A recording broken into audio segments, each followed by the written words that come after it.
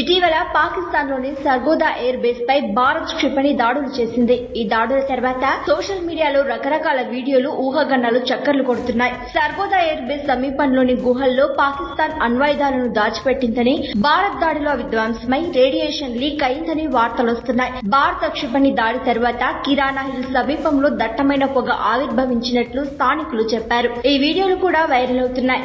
కానీ దానికి స్పష్టమైన ఆధారాలు లేవు. పాకిస్తాన్ కూడా ఎలాంటి ప్రకటన చేయలేదు.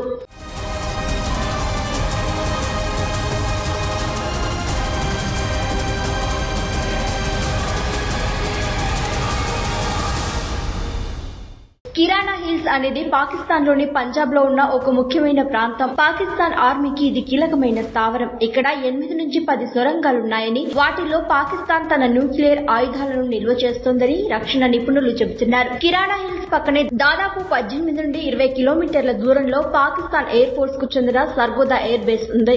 దీన్ని ఇండియన్ ఎయిర్ ఫోర్స్ టార్గెట్ చేసింది. మిసైళ్లతో విరుచుకుపడి విధ్వంసం సృష్టించింది. తాము సర్గోదా ఎయిర్ బేస్ పై మాత్రమే అటాక్ చేశామని, కిరాణా హిల్స్ ను టార్గెట్ చేయలేదని భారత వైమానిక దళ అధికారి ఎయిర్ మార్షల్ ఏకే భారతి స్పష్టం చేశారు. That Kirana Hill houses some nuclear installation. We did not know about it. Okay. And we've not hit Kirana Hills, whatever is there. Okay. I did not brief in my briefing yesterday.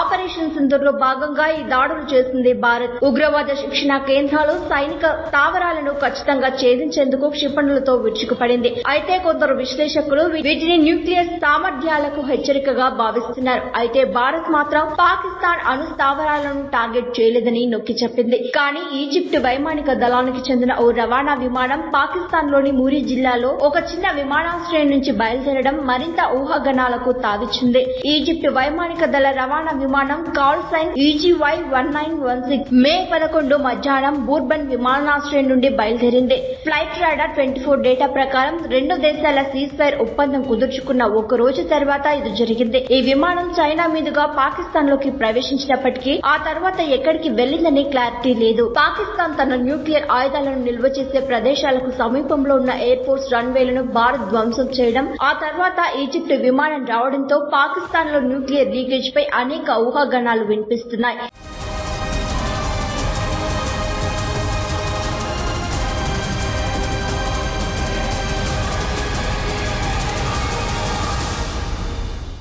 Nuclear leakage వల్ల radiation వ్యాపించడంతో దాన్ని తగ్గించేందుకే భారీ మొత్తంలో boron మూలకాన్ని విమానంలో తరలించారని social media కోడైకొస్తోంది. America నుంచి కూడా ఓ విమానం వచ్చిందని, అక్కడ రేడియేషన్ తీవ్రతను అంచనా వేసేందుకు ఎక్విప్మెంట్ ను పంపించిందనే ప్రచారం జోరుగా సాగుతోంది.